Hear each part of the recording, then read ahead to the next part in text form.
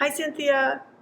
I'm here today in front of our Hand Maiden Fleece Artists section, and I just wanted to say that we're going to be meeting with Jana to talk about her new Scotian series. This is a whole line of patterns that Jana's uh, designed to go with her yarns, and they're so much fun. So we're going to go chat with her a little bit. She's coming to us from her office in Nova Scotia, and she's going to be sharing with us the whole story behind Scotian Stories. As well, there might be a secret little teaser about the new national park that's coming. So that's got a real tie here to Alberta. Can I say, Jasper? Yeah. So you mean, Barb, there might be a new national park colorway? Yes. Remember Ooh. several years ago we had the national parks? Mhm. Anyways, that there might be a little teaser about that. Okay. And why is Hand Maiden so special to us, Barb? It's just beautiful yarn. You know, all of Hand Maiden's yarns are sort of luxury fibers. Jana and her team make Adam and Eve for us, as well as Eden. And these are two that have some cashmere in them, and they're just heavenly. Jana also makes some really fun yarns for us. This big one called Floof is just so fun and colorful. In our long winters, we love having this big bulky yarn to make hats and mitts and things like that out of. And then we also carry some of her mohairs. We've got some beautiful mohair silk blends dyed in our custom colorways, just like these. Oh, nice. Okay. Well, let's go and have a chat with Jana. Okay. Okay.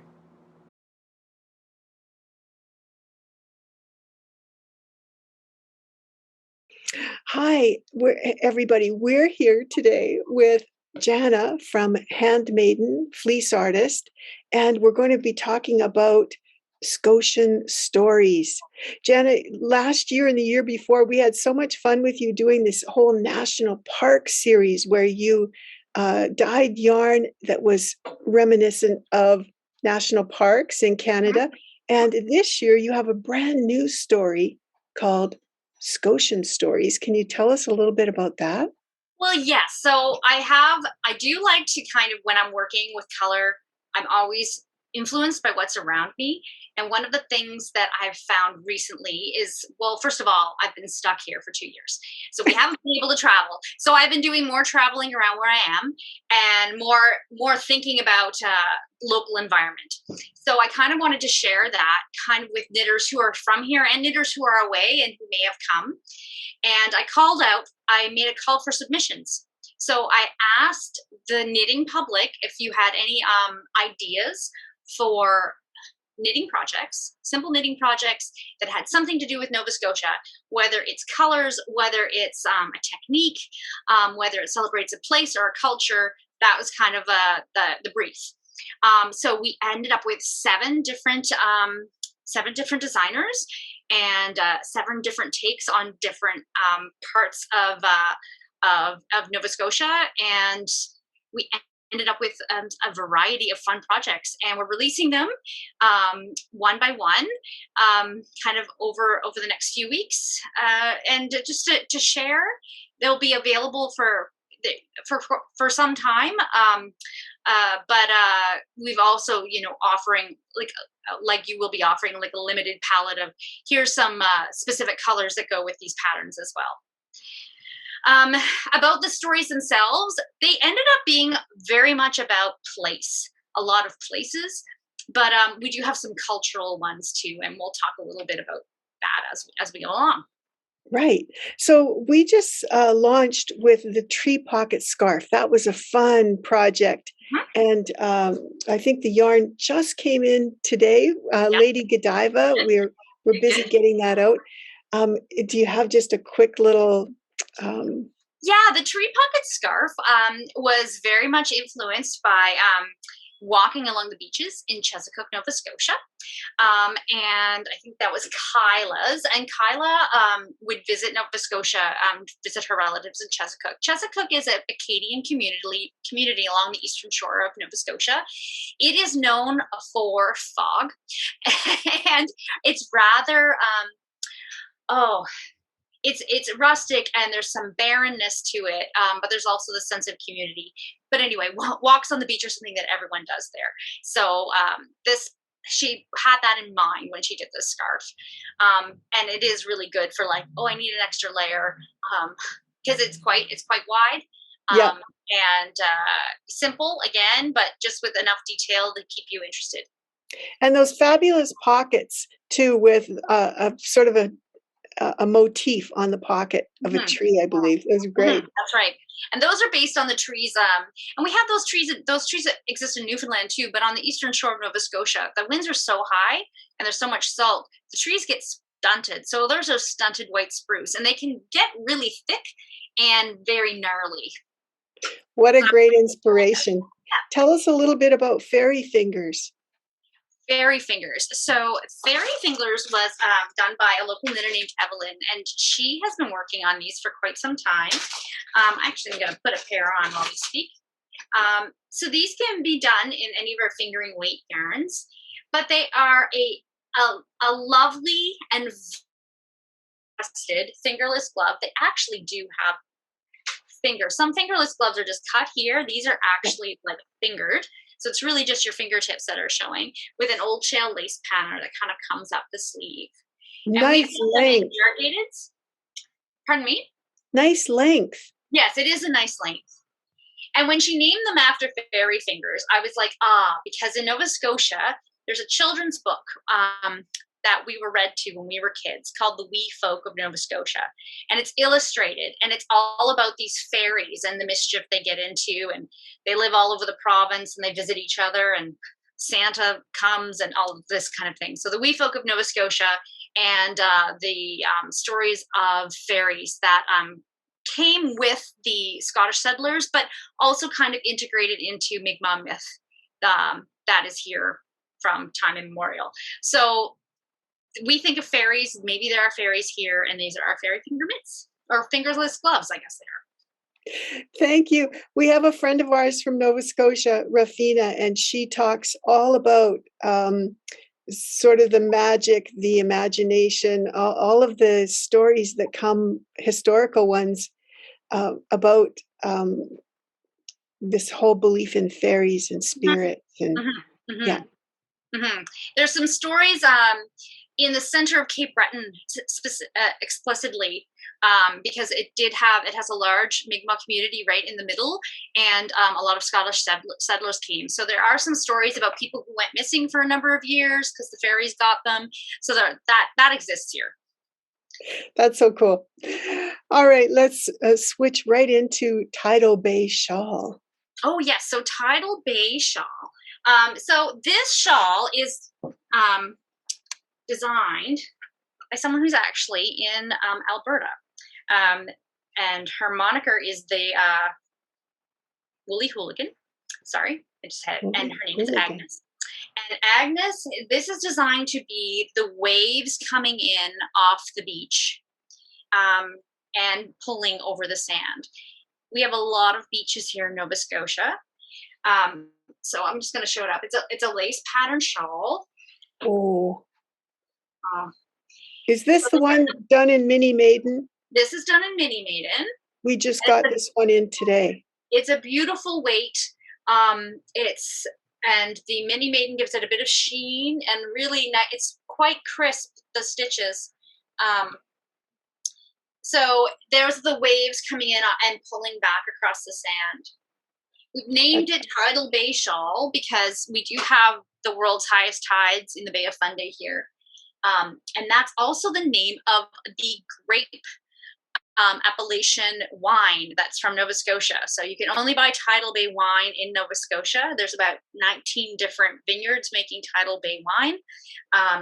So I thought I'd knit this and sip wine at the same time. But that's the inspiration for this one. That's fantastic. And now you're offering some of these projects in two different yarns, right? Can you tell us a Yeah. little bit about that concept and what Well, made you decide to do that? part of the brief was we wanted projects that you could use multiple different weights of, not different weights of yarn, different uh, not gauges, Basis? different bases. So this one can be done in our as thick as our tree wool. So I'm wearing the tree wool one right now. It's a little denser in the tree wool, but still gorgeous. If this is kind of the look you're looking for, but it can also be done in pretty much any of our fingering weight yarns. We'll knit this shawl, um, and that's kind of great because you can, as long as it's got the drape, and most of our silks are appropriate for this. So that's Yeah. this one. What would you think about doing it in the Casbah, in the Adam and Eve? Absolutely. It could totally be done in that. In that, with the yardage, you would need 2 of the sand color, whatever color you're using for your beach. This one, we've actually used the beach house color as the beach. So it doesn't have to be exactly sand. And then the watercolor would be 1 hank. So that would be what you would need for that one. With the Beautiful. Midi Maiden, because it has a little bit more yardage, it's 1 and 1. Yes, those are very generous, aren't they? Those skeins, I think, are 500 meters. They're 500 meters, so it gives you a bit extra. Yeah. Jana, this next story is Maud's Tulips. Yes. So this is done by a grad student, Christian McGee Steele. He is currently studying at doing his master's degree at NESCAD. And his inspiration for this was Maud Lewis. So Maud Lewis, if you're not familiar with her, was a very famous folk artist in Nova Scotia. She lived in a tiny, tiny home, kind of past Digby, in past the Annapolis Valley on the southern shore. And she painted her entire house in beautiful scenes, landscape scenes, but she particularly a lot of tulips. And she put the tulips on her doors and the window panes. So this is a 1 hank project that uses a tulip motif to celebrate Maud's tulips. I'm going to take this one off and put it on. Oh, that's pretty. It is quite pretty. And we did it in, we specifically, there we go. There's the tulip pattern. And it's just it's a 1 hanker, so it's really good. You can, and again, a fingering weight. So it does work for many different weights. We've used the camel spin, which is a super luxurious yarn. And if Maud was alive, we'd love to wrap her up in this yarn. I think she would have enjoyed it and definitely deserved it. With this one, we've picked colors. It's a very specific palette, and those are the colors that she painted tulips in. She tended to reuse colors, and it was very much based on what she could get. She lived in the countryside. They didn't have a lot of money, so there is incredibly bright oranges and yellows and reds and purples that came up time and time again. So we've matched the ones we've chosen and the ones that you guys have in stock to match Maud's actual tulips. Those the ones that she painted. So that one is so inspiring to me. That's the one I want to get on my needles next. It's so beautiful. And a nice 1 hanker. So that's fun too. And a nice 1 hanker. Yeah. The next one that you've got looks really interesting. This one's called North Atlantic Whirl by Robin Haynes. Yes. So Robin is the designer for this one. So she she currently works for the Coast Guard, but she worked one summer, particularly at the Ovens. And the Ovens is not an actual oven. The Ovens is a series of sea caves off the coast of Lunenburg. And they are known, people come visit them. It's a park. You can walk down to them. And one of them's got this thunderous boom when the water swishes into the cave and it goes boom and it comes back out. So she had something very specific in mind. And the water is very swirly around there. It's not something you can't really swim. It's quite dangerous currents. So that was kind of what she was thinking. And she also had these images, satellite images of hurricanes. And she's like, can I make a hurricane into a hat? So that was her inspiration. And I'm just going to see if I can, I've got one here that's not in the swirl color, but oh, there it is. I've dropped it. Oh, just a moment. I've got one here on my hand, but I've got another one over there. So this is a top-down hat, which is odd. It's not something you do all the time, but kind of fun. So you're knitting a whirlpool. So it starts at the crown and it swirls around. And these are cabled accent lines that kind of show in some of the images of the hurricanes that we were working from. So it's a pretty cool little hat. It's just like that. But yes, it's a different technique because you're starting at the top. The cables also represent the ropes in the fishing community around there. Is it done in intarsia, Jana? No, they're carried. They're floated along the back, but they're knit as a cable. It's a little different. And it's a kind of pattern when you start at the top, you're like, okay, I haven't started a hat from the top before. And I mean, you could get here a different way, but part of the fun is that you're thinking, well, I'm going to knit in a swirl and I'm going to knit around and I'm going to knit like the hurricane. So part of it's about process matching your final product. But yes, it's not intarsia. You know, we have a little bit of BFL here, Jana. So we put together 3 skein kits where we had 2 skeins of one color and another that was quite contrasting. Yes. Do you think that would work? Absolutely. Here it is in a different kind of colorway. So any as long as your cable, it doesn't match the inside of your yarn, particularly, it works. So and then can we see the inside of that hat? Yeah. So. Oh, great. Okay, so you're carrying that other color all along the inside. Yeah, and it makes it's got to be warm. Yeah, too. it's warm. It's warm. Yeah. Yeah, and it does have the folded brim. So the folded brim also makes it like right over your ears, nice and warm in the winter. The designer of this hat, she was on a Coast Guard ship in January, and I was imagining her wearing this hat because it's got this nice thick brim, you know, on the edge of the ship, hopefully not seasick. Yeah, but it's exciting. That's fantastic.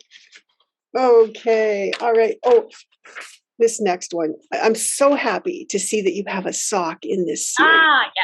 Yes, the sock. So, this sock was inspired. There's a lot of crows here. I mean, lots of places have lots of crows. The crows in Halifax particularly liked to roost at Mount St. Vincent University. Now, the Mount was known, and it still has a history, but it was the women's college. My mother actually went to the Mount. It had at a high school as well, taught by nuns. There's a mother house there, so the Sisters of Charity. So the crows started roosting there in the 60s, and there are still thousands and thousands of crows that roost there every night. So you do get it at nightfall. You do get this big murder. That's what they're called. The murder of crows comes back to the Mount to go to bed. And then I was reading some local lore. They were like, they would tell children those were all the nuns who had died coming home to go to bed at night. Those were all, I mean, that's a lot of nuns, but still that was the story behind it. So these socks, they're quite tall, nice tall socks with some detailing on the toe and some beautiful ribbing up this way. Now this is actually, this colorway, it just shows the crows very well. They're actually in reverse. The crows are gold and the other side is dark. You could do it the other way around if you want your crows to be the dark color. This color we actually call Raven. And this is gold. So the and this is your cottage sock, right? This is in cottage socks. So these our cottage socks, we've recently changed the way we were making them. So we're using organic merino for these, and they're treated in an environmentally friendly way. So they're not using a strict superwash process. Superwash normally uses a lot of chlorine. It can off-gas a lot. This doesn't use those kind of chemicals to treat the yarn. So it's shrink-proof, but with a different process. Much more environmentally friendly. Yeah, and I do feel like it gives it a different hand, a slightly different hand than superwash. It feels a little bit more like an unsuperwash yarn on your fingers, but it does have that shrink proofness that's been added in. Yeah. Cool. And so this sock, you've got the ravens all along the top, and then this beautiful sort of almost like lace. Is that a lace pattern? It isn't really. It's sort of like a broken rib, really, but it's quite a bit of different stitches there. That's gorgeous. Yeah. So I don't think I wouldn't if someone was worried about lace, I wouldn't say this is like so difficult they're not going to be able to do it. Right. The sock is very well charted, and the designers added lots of links to techniques. So at the end of the pattern, there are a pile of links to different websites and different resources if there's a technique she's mentioned that someone's not sure about. So this would be probably suitable for someone who's knit a couple pairs of socks, who's ready for the next step. Yeah. And this was designed by Julie Mallet? Mallet, yes. Mallet. Nice. Okay. Now, you've got one more project in the series, right? I have one more project in the series. It is just about to go live. It's kind of our last one. We have a pillow, because we love making pillows here, because sometimes you don't need another shawl, but we always need a few extra pillows. So this pillow is based on the very Nova Scotian pastime of rock hounding. So we have the whole place is a rock basically, but we have lots of really interesting geology in Nova Scotia. And because different parts of the province actually were stuck together throughout time. So they're from one part to another. So, for example, this is a piece of amethyst that we found on the beach. And this would be in the Bay of Fundy. So this mineral is called jasper, and there's some quartz. Actually, amethyst is a colored quartz, so that's what it is. So we've based the colors for this pillow on the rocks. I have here, I actually found this. This is found in Mineville, where I grew up. So I just found this one day, but this is a piece of white quartz, and there's actually tiny, tiny flecks of gold on it. They're very tiny. It's not really worth anything. But it was found close by the site of an old gold mine. So we have lots of different rocks that we're talking about in this. So what we have is a 2-hank pillow. It is 2 contrasting colors, both designed to emulate these rocks. And it uses a cable technique, and I call it cable jazz, but it is cabling, but it's asymmetrical. So it's meant to look like the veins in a rock. So we have a number of different colors with these ones. And they're 14-inch pillows. So they're the kind of pillows you'd put like 2 on a sofa. Where we're using the silk yarn, mulberry tussa. And we decided to use that because we wanted the mica and the shine of the rocks. We wanted to be able to emulate those little crystals. So it's a shiny silk mixed with a wool. So we're going to do this as a little bit of a knit along. That will open up to anyone who wants to join in, and we'll send out a Zoom link, and we're going to do that mid-May. Because of the cable, what I call cable jazz, whereas there is a chart, but if you don't want to follow the chart, it's actually more fun.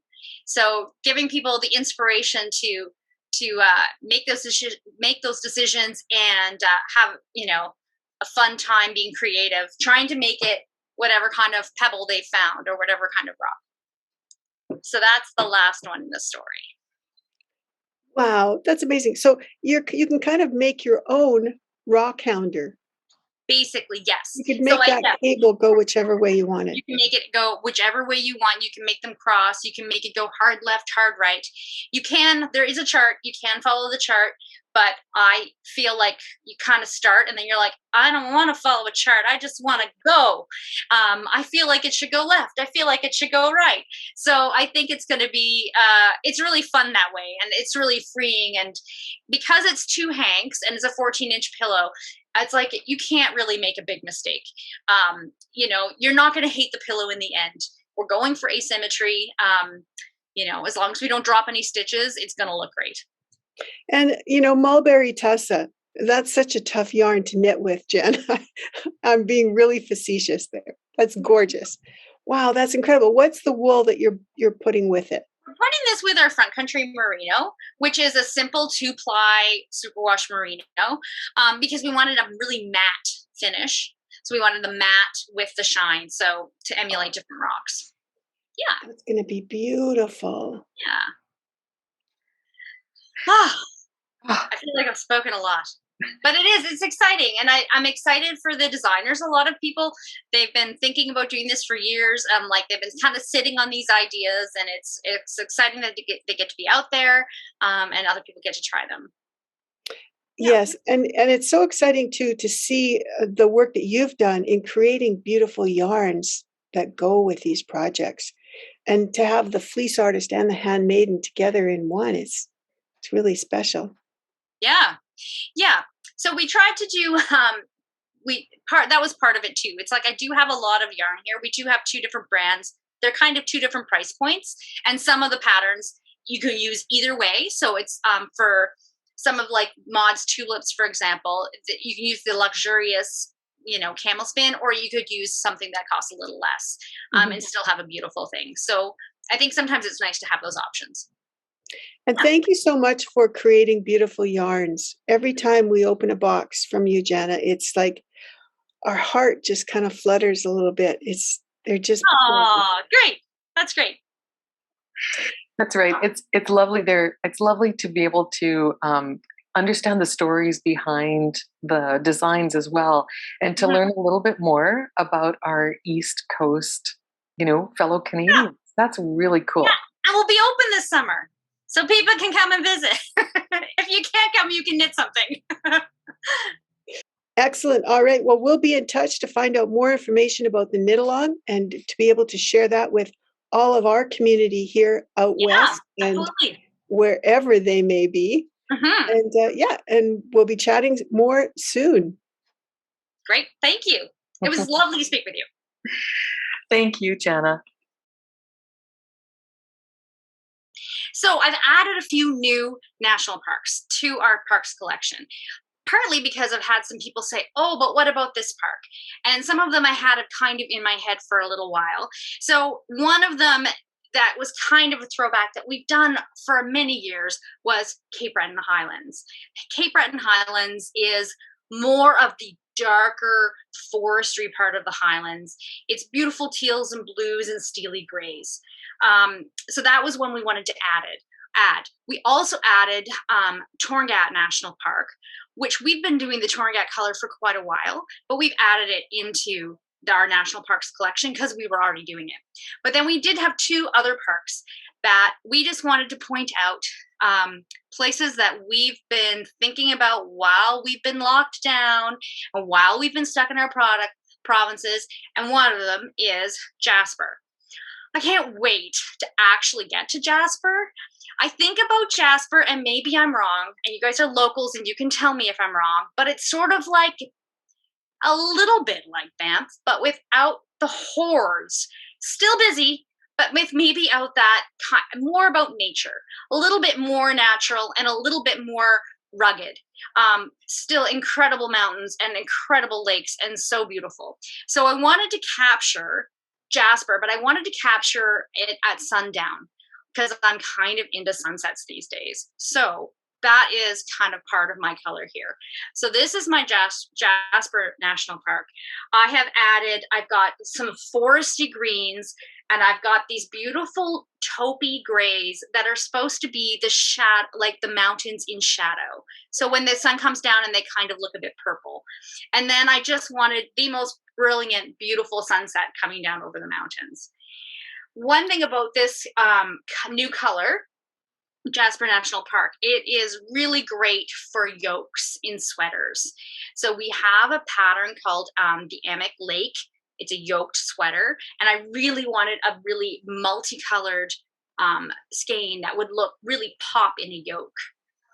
It also works well in shawls. So this is our vine color, and it is our vine base. It is a superwash merino with flecks of viscose. So that's like differently, maybe these are pebbles, maybe these are leaves, but that's kind of that more of that natural feeling. Yeah, so that is part of the reason I went with this.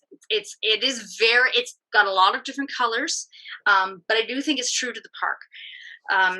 Yeah, and I'm quite excited by it. Yeah, and then one of the other colors I wanted to point out, we did do two new semi-solids to kind of go with this, and one of them is many of the national parks are actually dark sky reserves, which is a UNESCO certification, and they are committed to keeping the skies dark for stargazing. So we really wanted to do the night sky as a skein of yarn. So it's a very deep navy, grayed purple, and then with the flecks of the viscose, they're kind of like the stars in it. And then we kind of did it so like these could go together as well. I don't know if I've got some good light right now, but that is another one that we designed to go with this one. So yeah, that's beautiful. Oh yeah. My gosh. Yeah. Now you said you designed two new colors? The other semi-solid that we designed is kind of funny. It goes more with the Cape Breton because it's called fog. Fog. Fog, because we have a lot. So, and the fog, it's like actually you'll see hints of a peach and hints of like a periwinkle. Then they kind of combine to make a gray. But it's a kind of more of a peachy, purpley gray, and you really do see this when you look at fog in nature, and you're looking, what am I looking at? Is it gray? And it's not exactly gray. It's more that warm tone and that cool tone combining. So we've done that color as well. Beautiful. And this one, you can see the dark viscose nubs. Yes, in this one, yeah. So pretty. Yeah. That kind of reminds me of, the snow along the edge of the road in a winter ski trip up to Jasper. Absolutely. It could. Absolutely. Yep. You're so lucky you don't get the fog. I guess there is some on the lakes though sometimes. So lots. Yeah. Yeah. So that's exciting, and that will kind of be launching that closer to Canada Day. Mm-hmm. Fantastic. Okay. Thank you so much for that, Jana. You're welcome.